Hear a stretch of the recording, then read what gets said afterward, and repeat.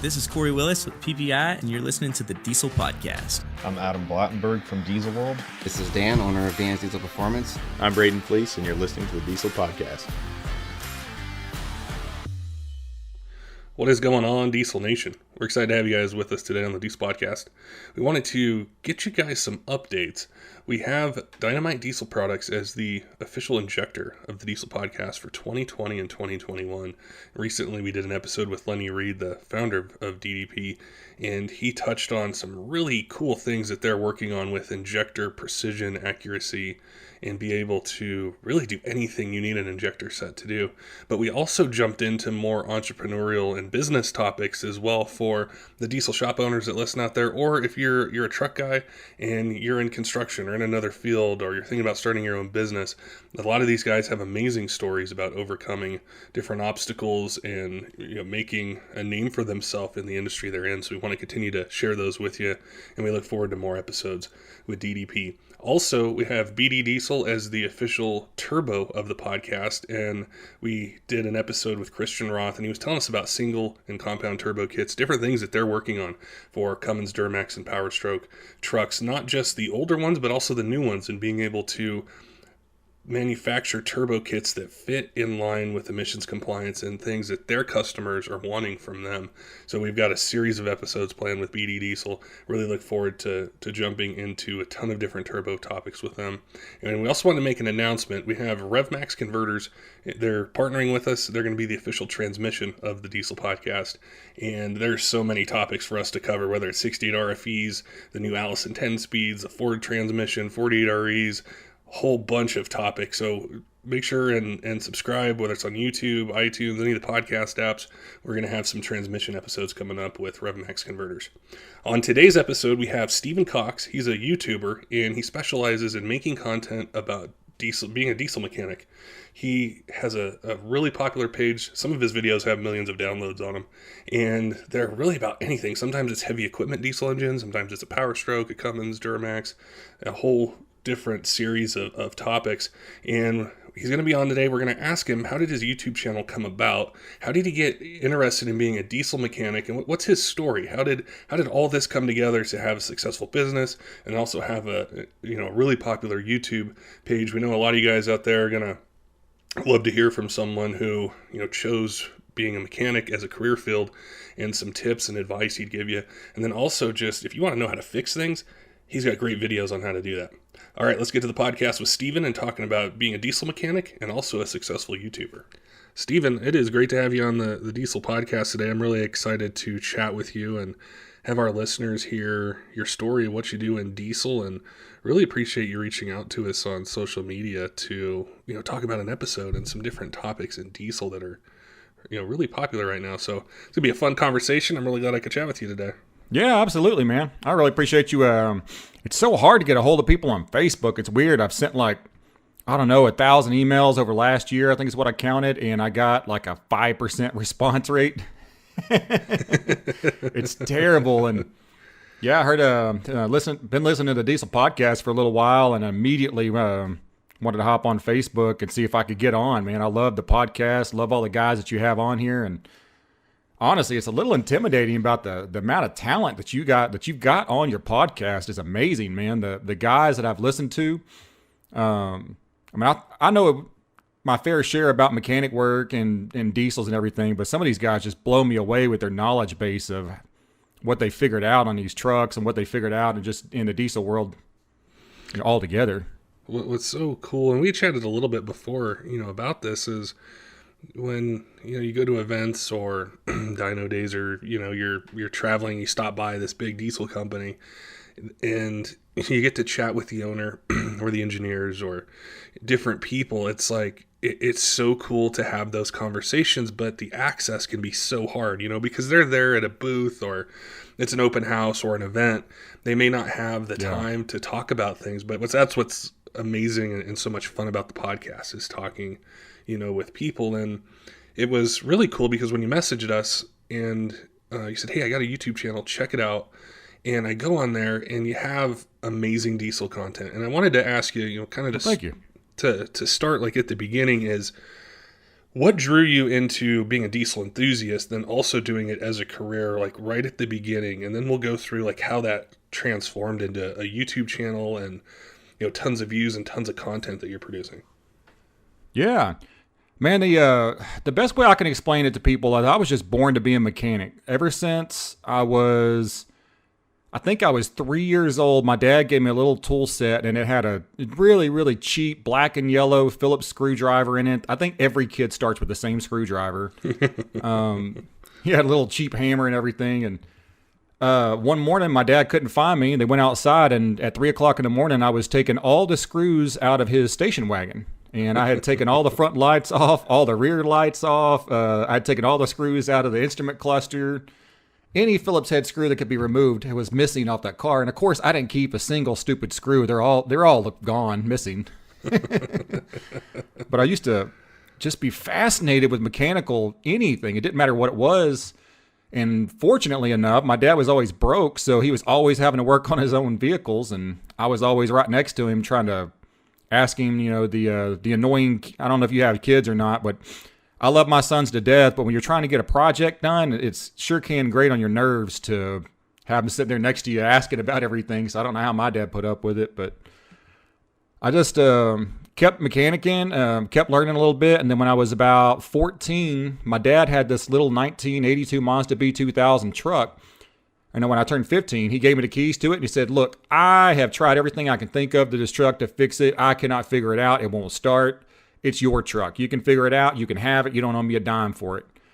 So I went and bought a Haynes manual and bought some more tools, and then worked on it and figured out it just needed a timing chain. It was snapping the this roll pin off the distributor on it, long story short. But I put it back together and then put another clutch in it by myself, and they just went from there. And then in 2001, I decided to go to Universal Technical Institute down in Houston for automotive and diesel technology. And that's really my first experience around diesel, as I knew nothing about diesel at all, other than diesel fuel was just different than gasoline. And I didn't even know how it was different when I was 18 or 19. So I went to UTI, and there was a two-stroke Detroit diesel engine there. And I remember falling in love with that engine. Never heard it run, never got to work on it, but just seeing it. And then after that, it was kind of a hodgepodge of mechanic jobs. My very first mechanic job was at a Mack truck dealer, just changing oil, and then got promoted from there. Went to, or if you consider it a promotion, I guess, doing oil changes after that, and then changing clutches. And I swapped a couple of different career choices and ended up at a municipality for a couple of years and the oil field for 5 years. And the whole time, I don't ever remember a particular period of my life when I just wasn't absolutely fascinated with engines and just anything to do with mechanical nature. It didn't even have to be cars. And then my curiosity really started growing in diesel right around 2010 because I started in an oil field, and all the engines we worked on were mainly Caterpillar engines that a lot of people don't know that the natural gas compression field, these engines all are, they're diesel engines converted to run on natural gas. So the long block is all the same. The short block is all the same. The head is different. But I started, researching and studying these engines and getting to know them, and then really kind of fell in love with the diesel world. And I'd always heard, no matter where I went, that every mechanic that I talked to said the same thing. And I'm sure you've heard this same line of BS that, like, oh man, them diesels, they're you got to find a special mechanic to work on them. They need all these specialty tools, and you got to have these scanners, and might as well just get one under warranty because they're just magic. And it seemed like that was a really, really popular mentality up until about 2010, 2011. And I really think that since the internet and YouTube and everything got really, really popular, people started uploading videos and getting that knowledge into guys' hands that could watch a video and be like, okay, well, there's nothing really that crazy going on in a diesel fuel injector that I can't understand. Now, I couldn't design one or anything, but thanks to the internet and YouTube and everything, that I'm actually able to just pull out my phone and then kind of get a gist of any system on the planet, how it works. And ever since then, I've just been glued to diesels.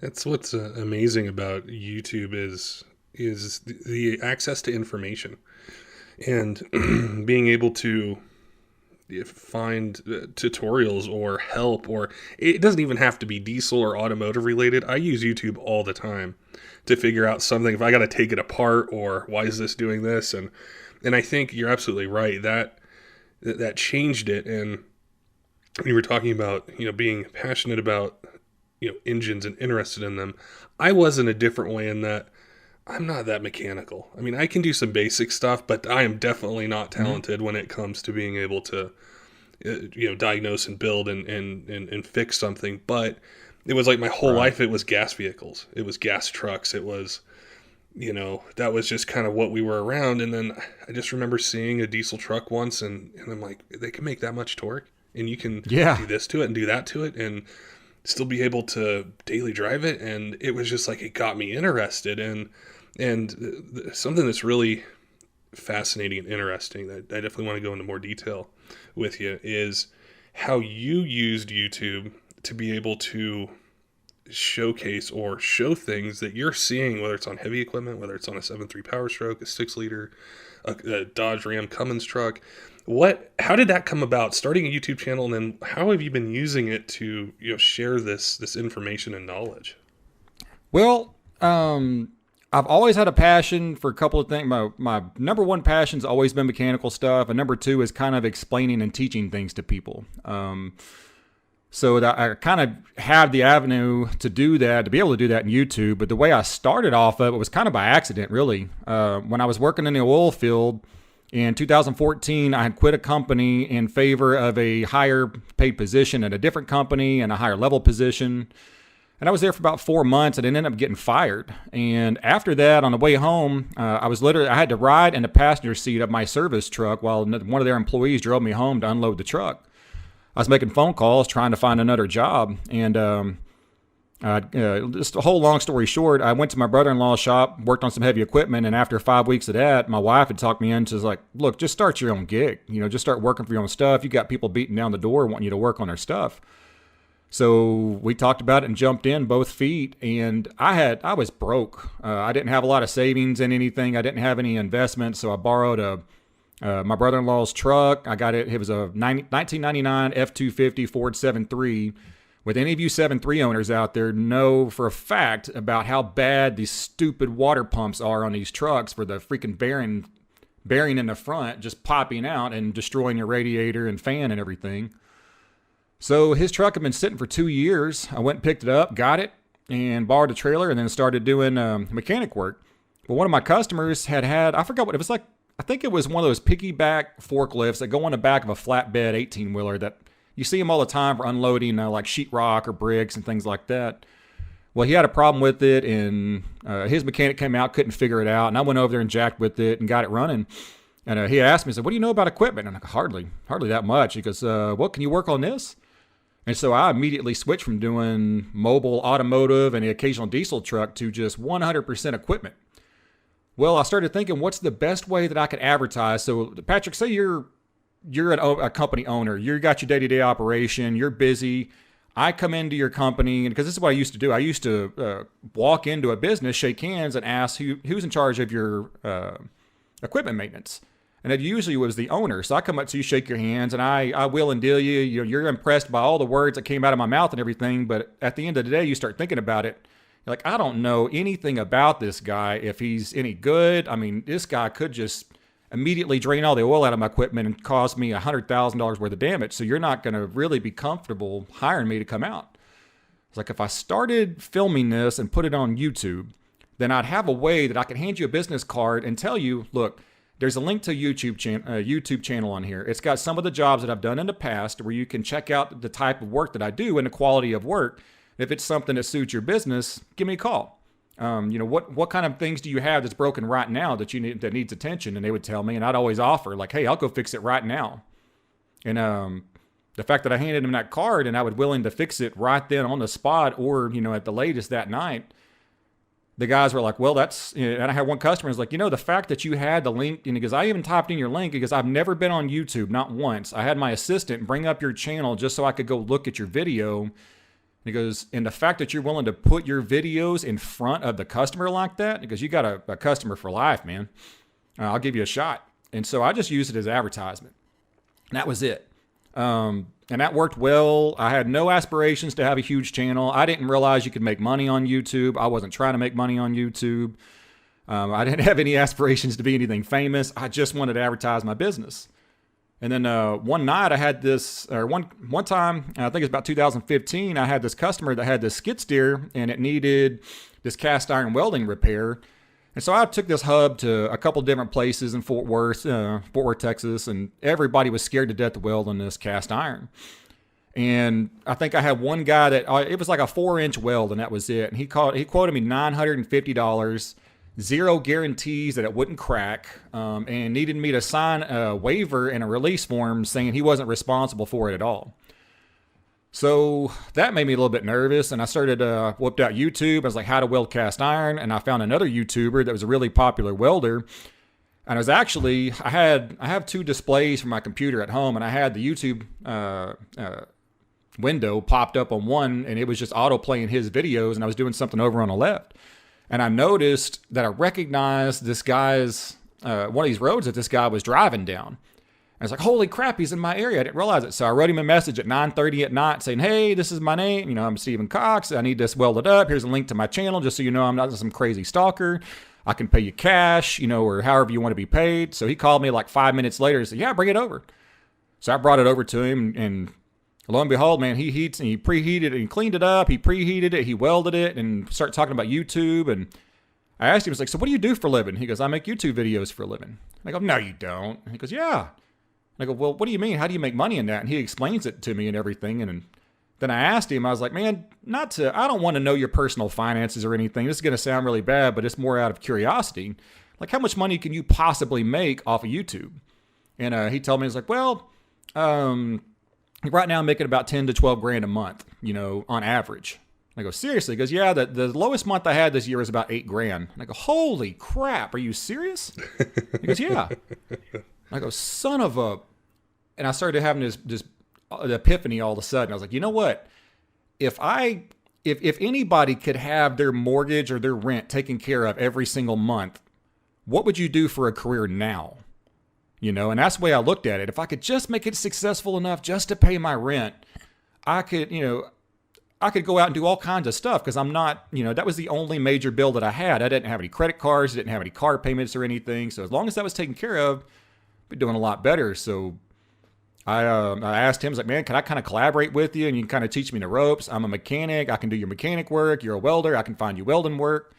And so we had a very mutually beneficial relationship, and he kind of taught me the ropes of YouTube, and that worked out well until about 2017. The YouTube channel really took off, and I had moved down to San Antonio to satisfy a customer that had paid me a lump sum just to move down there and work on nothing but his equipment. Still maintain my own company and everything, but have one customer kind of deal. And I was working 70, 80, 90 hours a week with that guy. And I'd been working, I think, 65 to 70 hours a week since 2009. And I have 2 sons and a wife, and my home life started really, really struggling because I was out work, you know, way too often. And I was starting to kind of really prefer to be at work, you know, because I don't know if you're married or have kids or anything, but if you ever neglect your wife and neglect your kids, they'll let you know about it pretty quick. And so I just decided, you know what, it's not worth it. I'm just going to live off just nothing but my YouTube earnings, which was significantly less than I was making at the time. But something weird happened.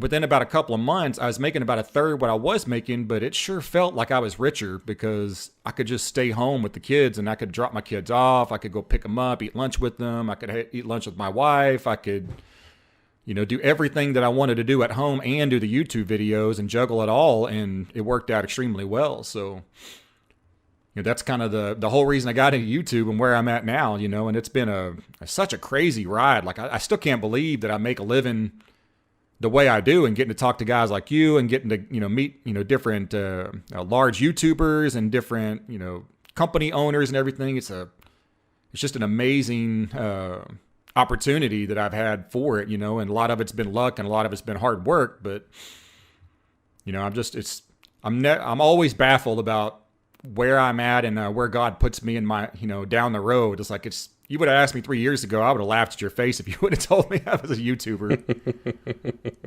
What's so fascinating about this is there's been episodes that we've done recently that touch on a lot of different things you mentioned. And when you were talking about YouTube and content and loving the mechanical side, is all these messages were running through my head that I've seen come in on Instagram or to our email, where they're people who are, were earlier in that process where you were at one point, and they have these big ideas and this passion, and they want to do something, and they're looking for people who have either done it, like a mentor, or they're looking for encouragement to do it because they want to see diesel continue to grow and be something that you can have a career with, that you can support your family with, that you can take vacations, that you can embrace the entire lifestyle of it.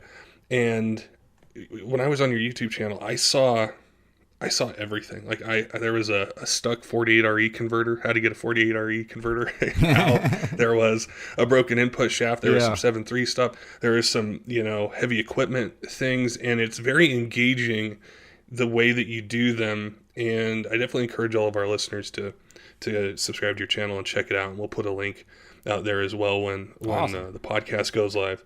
But for anyone that's listening right now and they're, maybe kind of in that position where they're in another career, but they know they want to do this, or they want to have a voice, they want to do something in diesel, what are some tips or advice that you would give them as they're getting ready to do it, or to encourage them to do it, to have a career in diesel? I could say the very first thing, and this kind of spills over to anything that you're interested in, not just diesel.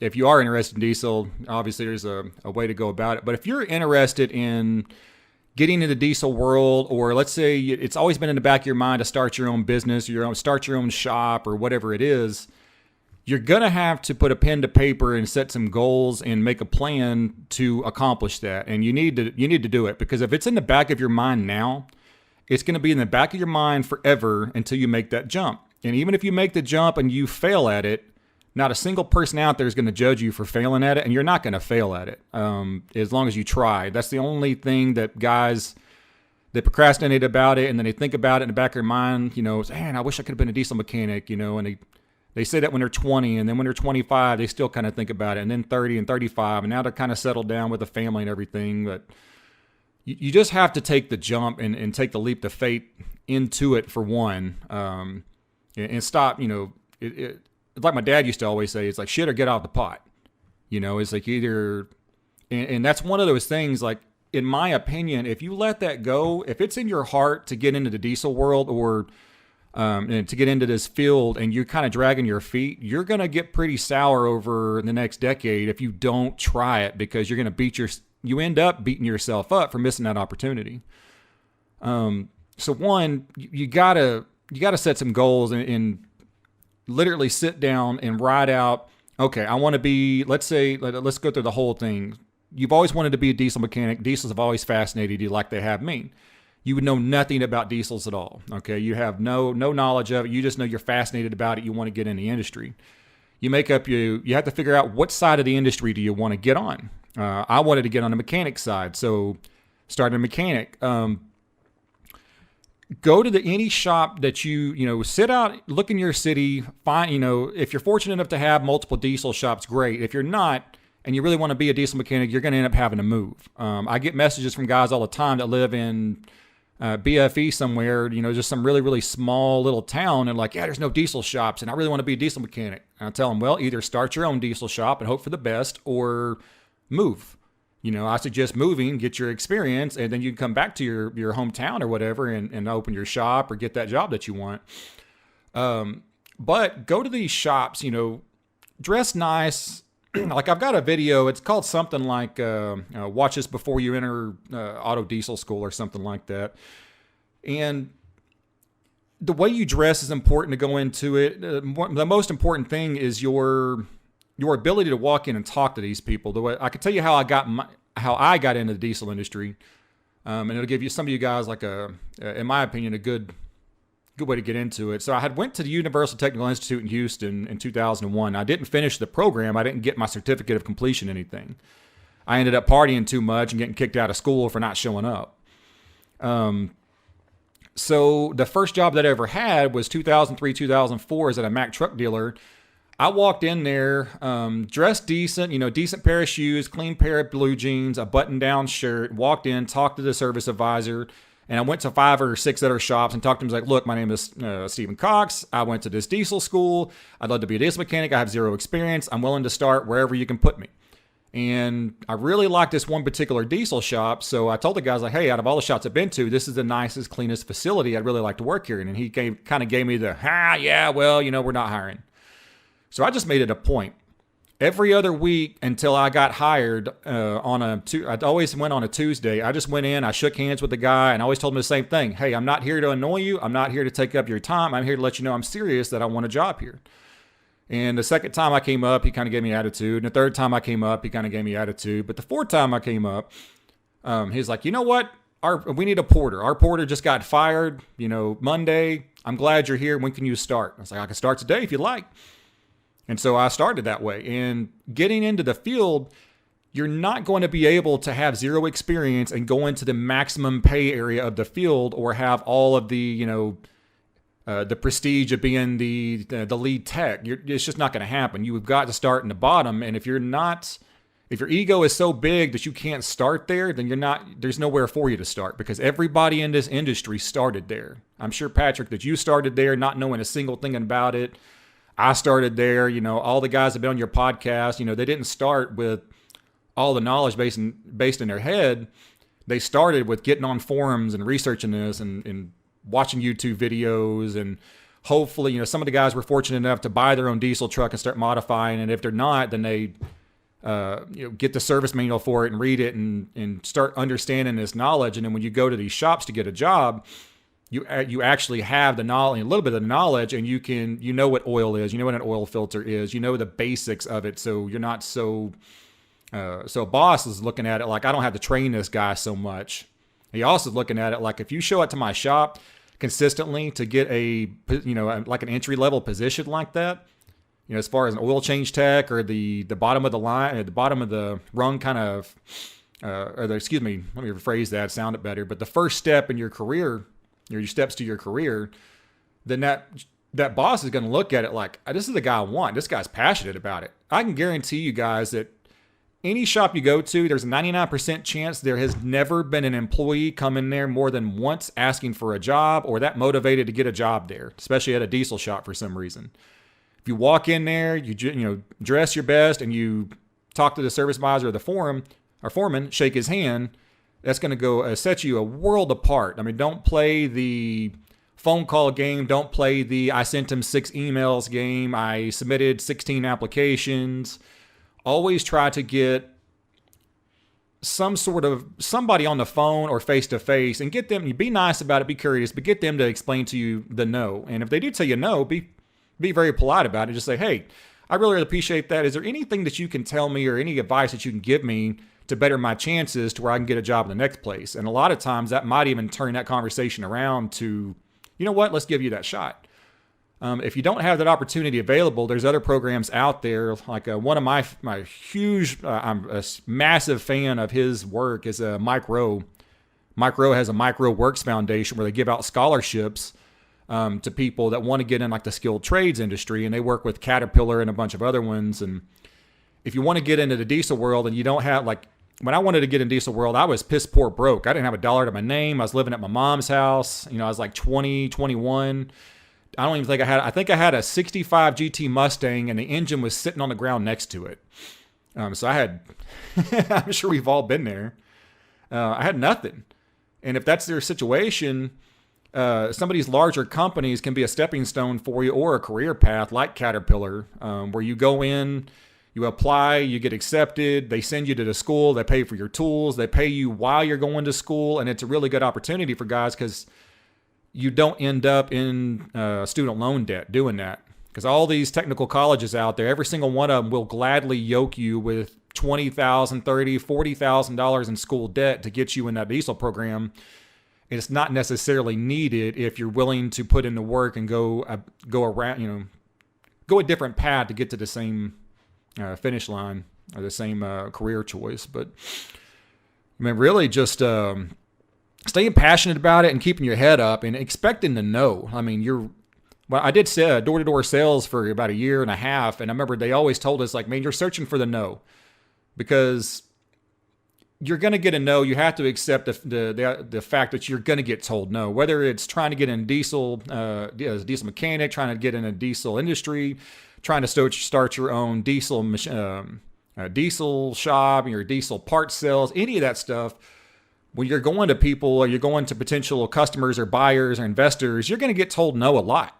It just comes with the territory. Just be willing to accept that no and then take that no and learn from it and go on and turn it into a yes. Well, everything you just mentioned is so true, and it reminds me of my own experience, but it was different because I wasn't mechanical per se. But I loved diesels, and I wanted to get involved in the part side, like the sales and the marketing and talking to people. And it was a very similar story where I was working in a completely different industry. It was in construction management, and I wasn't passionate about it. It didn't really excite me. I mean, it was good money, for the age I was at, and I, kind of liked it. And I just made this decision, like you had talked about, you have this idea and you're 20 and then you're 25 and then you start to get older and you want to settle down and you want to do these different things. Well, when are you going to do it? And I got to that point and I thought, I need to do something. And it was so similar. It was like where I live, there's this huge diesel company. And I said, hey, are you guys hiring? And they said, no, not right now. We might, in the future, but not right now. I said, okay, well, can I come in and just chat with you guys? And I dressed nice. I went in, I met with them, and they said, hey, we'll keep you in mind, but we're not ready right now. So I made a point that in my phone, I would mark down every month I was going to follow up. And I did for 6 months. It took 6 months until I think they just got tired of bugging them, where they're like, it's a great idea, though. When can you start? Yeah. And they're like, when can you start? And I'm like, today. And they're like, all right, well, let's start tomorrow and do it. And I got to be in on, because I love talking to people and I love talking about truck parts and everything. And it was just like, that was my foot in the door. It wasn't easy. I didn't start out on some high pay grade. It was pretty much just like, you got to hustle. You got to do a good job. You got to take care of customers.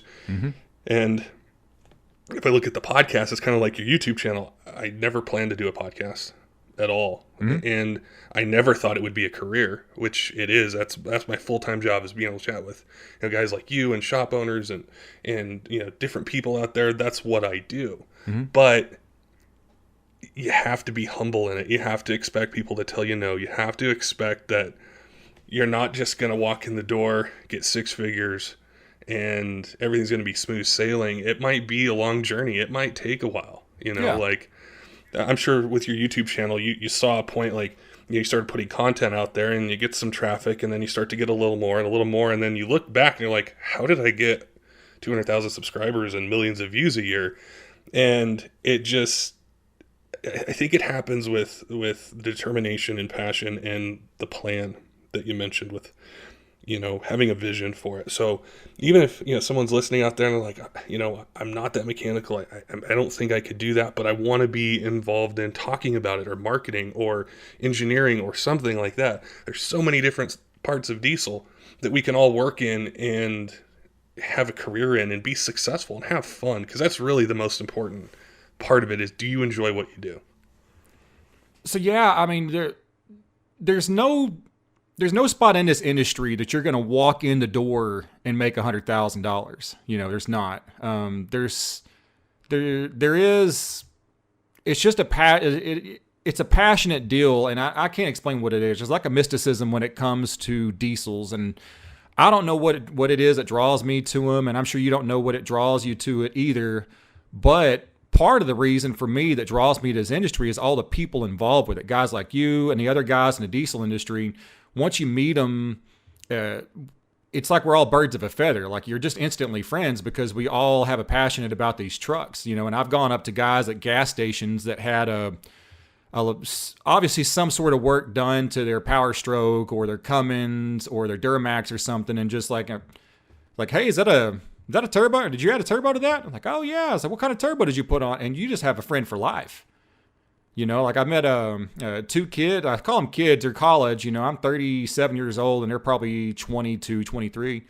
They go to here to college in the city that I'm at, and you know, they ran into me at O'Reilly's, and both of them are 7.3 owners. Both of them have, you know, modified trucks, and both of them were super excited, you know, to be able to talk to somebody else about it. And I've had them over at the shop before to hang out. And if it wouldn't have been for that the guy modifying his 7.3, you know, this white 7.3 with the, I think it's got a 6.4 or 6.7 front end on it. You know, I just never would have met that guy. And a lot of times, you know, you go to a gas station, and from my car side, if a guy has a cool car, you know, it's like, hey, you know, what kind of cam you got in a motor? I've gotten a lot of questionable responses. You know, mind your own business. But diesel guys they'll open the hood. Yeah, let me show you, you know. Or I've been on the side of the road too, like in my service truck. I've got this really, really bright wrap on it. And anytime I'm ever on the side of the road, man, I've always got a diesel guy that'll stop just to see if I'm okay. And he might not have a single tool in his truck, but he'll just stop. And it's happened all, you know, constantly. I've never had to walk to get a spare tire. I've never had to walk to the gas station because a diesel owner, they see my truck and they think it's diesel, and they just see a service truck. And I'm sure, you know, it's kind of the same mentality. But for those of you that don't know, my service truck is a V10. It's a gas motor, it's probably bad words on a diesel podcast, but it's true though. It's like, you know, most vehicles, you know, here in the U.S. aren't diesel, and we gravitate towards them for a number of different reasons. But it's like, you know, it's just you don't even need to know and know somebody's name. You just see the truck, you're like, there's another Enthusiast. You know, like we're cool. You know. Yeah, and you know, and you were talking about the career choices in this, and it's so far I've been an automotive mechanic, a diesel mechanic, and an emissions analyst in the oil field testing the exhaust output of natural gas engines. I've been a YouTuber. I've been all these like different things. And the sky's the limit when it comes to getting into this industry. If you guys at home can think about the job that you have now that you're not happy with, the amount of job availability in your area is probably, you know, for most people, it's probably okay. You know, if you lose a job now, you could probably find another job. It's probably the same kind of job you're not real passionate about. But the mechanic industry is completely different, in my opinion. If you're a good mechanic and you understand automotive and gasoline, you understand diesels, and you get some hydraulics and equipment knowledge, there's not a single place on this planet that you can't go and you can't be one of the top paid people in that area. You know, like in my area here, the average mechanic in this area, I think, is making, you know, like a top paid mechanic is somewhere between $30 and $40 an hour. And that's really, really good for this area. You know, obviously different parts of the world, you know, $30 an hour is not that much in California from what I hear. But here, that gets you, you know, you're middle class. I mean, you're doing really, really well. And anywhere in the world that you go, like I could pack up my house right now and move to Europe. I can move to South Africa, South America, Alaska, Canada, Greenland, anywhere. And that knowledge is going to traverse no matter, you know, the language barrier, all that stuff. You're going to know how to work on this stuff because it's all nuts and bolts. It's all, you know, similar things. It's just there's so many opportunities, you know, like you said, the parts, the sales, the business owners, and a lot of the guys you had on this podcast that I've listened to in this last couple of months. You got guys that they're interested in the field. They get into it and they come up with some idea for a widget or for an app or for a different way to mount that turbo, or a different way, you know, we could take this part of this turbo and put it on this turbo and we could have a different result. And they go from that and they create an entire company based off of something that you wouldn't believe. You know, if somebody told you that, you know, there's companies out there making their entire living just selling OBS parts, you know, and it's like, what do you do for them? I just sell Ford truck parts, you know. It's like, oh, yeah, like I got a 2015. No, that's too new for me. Most people are going to think you're insane. But there's guys, you know, like the guys on your podcast that have made a massively successful business off of just getting in the industry and going just a slightly different way. But they all got in the industry, you know, kind of the same way of, you know, being a mechanic, modifying their own diesel truck, being curious about it, being passionate about it, and getting involved. And the sky's the limit. If you want to start your own business, work for yourself, great. If you want a corporate job where you have all the benefits and retirement and insurance and all that stuff, there's fantastic companies out there to work for that'll get you that. And I just can't say enough good things about the industry. And fortunately, when you're really, really good, you make a name for yourself, you're going to have people seeking you out, offering you things to get you to come work for them. You know, when you make that name for yourself in the industry, and that's what I've always kind of strive to be and tried to get to. And I think a lot of guys are the same way, but whether I ever get there or not, who knows? But I like the path to get there. I know there's going to be a lot of people that are listening, and the conversation, what we've talked about, they're going to relate to it, and they're going to get excited, and they're going to have a lot of questions. And I definitely want to make sure that if they do have questions for you, or they want to check out just cool videos that you have in diagnosing and fixing things, what is the best way for someone listening to be able to contact you, ask a question, find your channel, be able to, look for content that you might apply to their truck or something that they're working on right now? So the biggest platform I have is YouTube, and it's just Stephen Cox on YouTube. And my name is Stephen. It's not V. If you can't remember that or can't figure it out, I have the world's most popular super glue video. So if you can remember super glue, find the most popular video on YouTube. That's me. And that was an old video, but I'm on there. I'm on Instagram. I have a Facebook, personal Facebook page, and a channel page, and or email at stephencox09@gmail.com. Any one of those. YouTube took away their ability to send messages on it, so you can't contact me on there. But any of the other ones, you can reach me there. There was a video you had about an oil filter, and I was when I was looking at your videos, I'm like, that has 1.2 million views on it. And I was fascinated watching that video. I need to reshoot that one. I am very, I don't know if I want to say the brand name on here, but I am very, very anti this one particular filter company.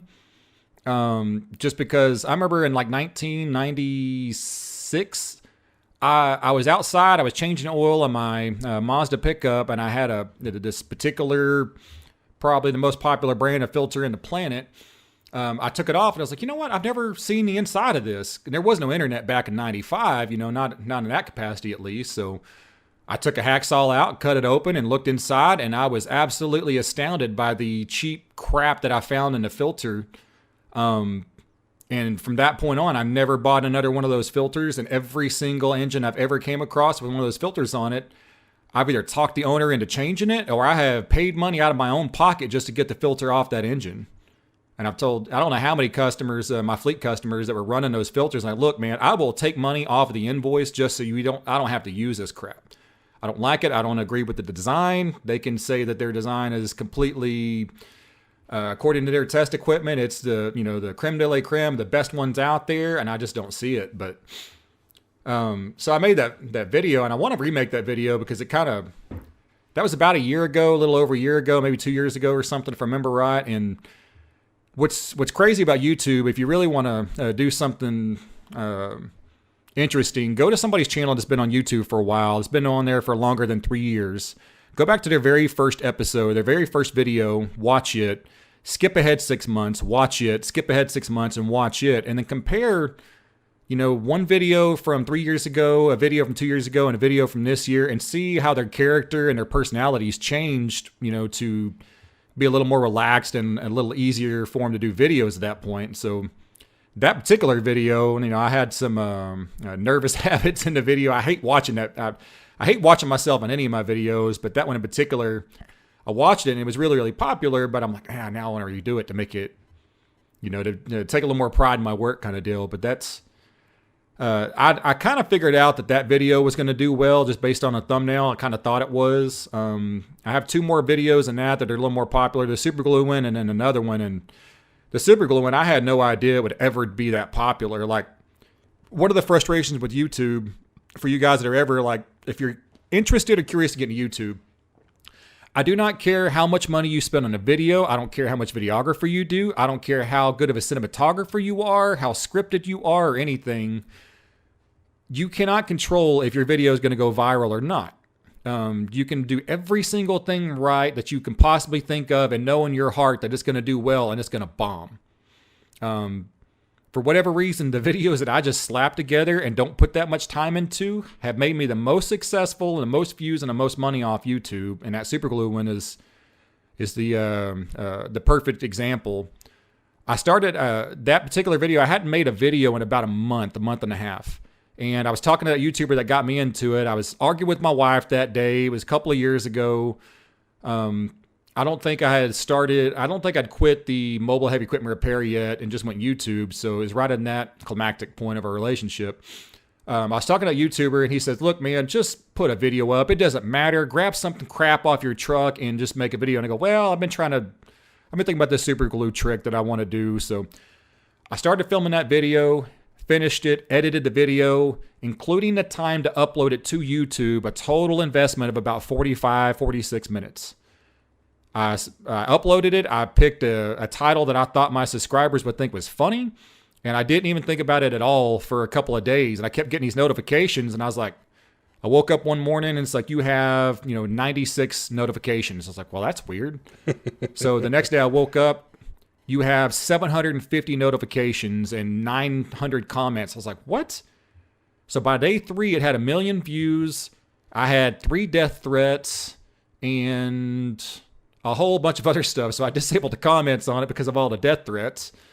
And it was going nuts. And it just continued to snowball and just never stopped. And even now, I looked at the analytics the other day. It was 2 years ago. And I think a total amount on that video, I've made $51,000 just off that video. So it was a 45-minute investment that's netted me, $51,000 in over 2.5, 3 years.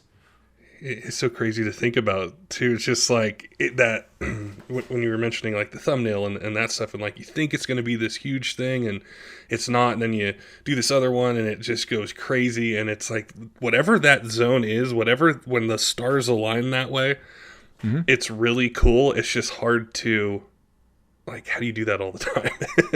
You can't.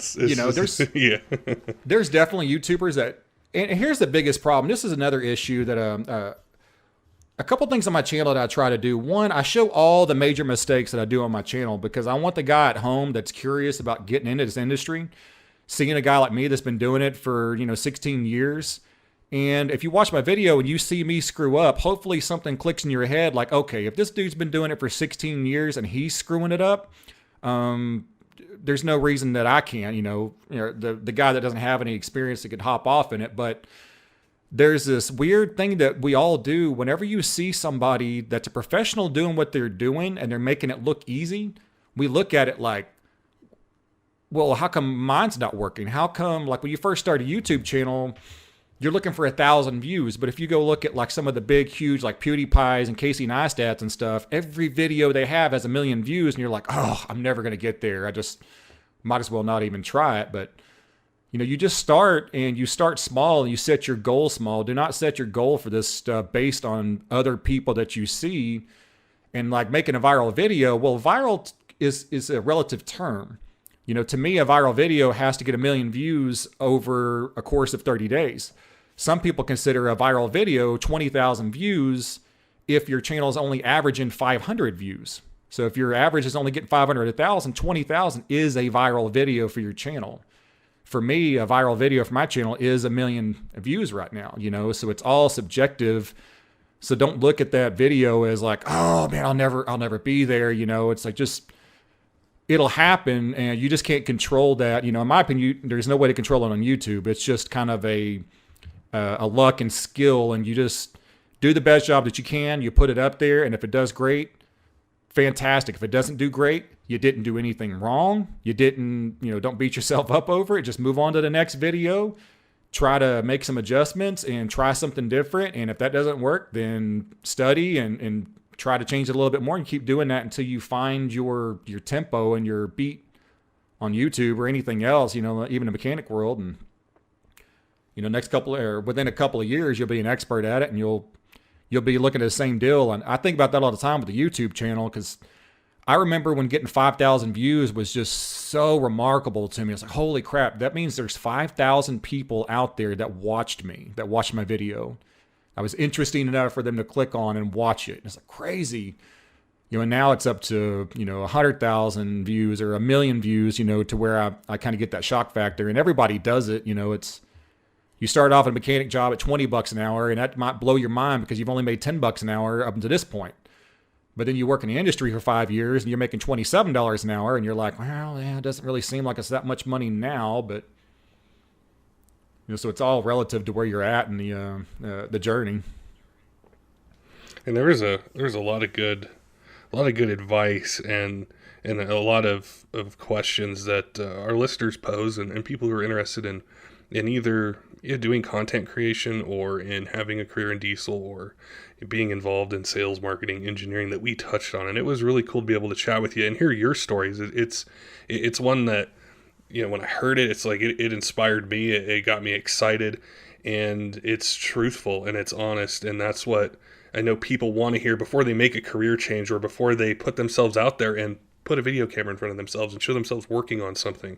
That they want the truth, and they want to they don't want it sugar coated. They want to know, how hard was it? What is disappointment like? How many times do I have to bug somebody for that job? How many times do I need to fail before I figure out how to do it? So it was really cool to chat with you, Stephen. And I definitely want to do another episode where we go into some of the mechanical things, some of the Power Stroke or Cummins, Duramax stuff that you're coming across, and be able to take some feedback from our listeners and say, hey, can you have Stephen on? And, I saw this video he did working on, this Power Stroke. Can you guys talk more about that? So I'd definitely like to have you back on, chat with us. I appreciate your insights, and I love your channel. Subscribe to it. And thanks, man. I pretty much binge watch it. So I just put it on, doing podcast stuff, and I'm watching what you're doing or, things you're working on. Yeah, I like it, man. I'd love to come back, and I'd love to talk about, I have a 2001 Ford 7.3 project I'm doing now. I've got a 2006 2500 5.9 common rail that I bought it from another YouTuber, pulled the transmission out, and I have a couple of sponsors for that build. Sonex sponsored some parts. Precision in New Hampton sponsored the torque converter, and Don Elfer with dynamic transmissions rebuilt the valve body, and that whole project is going together. That truck was dynoed here in Texas at I think 500 and I want to say 515 or 580 to the wheels. I can't remember which one it is, somewhere around there. And the guy that had it from me, the other YouTuber, was driving around it and snapped the input shaft, and now it's in pieces in my shop waiting to be put back together. And so hopefully we can talk about the projects in the future. For sure. Yeah, definitely. And we'll put something together and put a link to your YouTube channel and when we release the podcast. And like I said, really appreciate your time today. Yeah, no problem, man. Absolutely. I'm going to shout out the Diesel Podcast on the YouTube channel and hopefully inspire some of these guys to. I've been wanting to do a podcast for a while, man. So I really, really appreciate you getting back to me, and I really, really appreciate all the companies that put up money to have this podcast happen.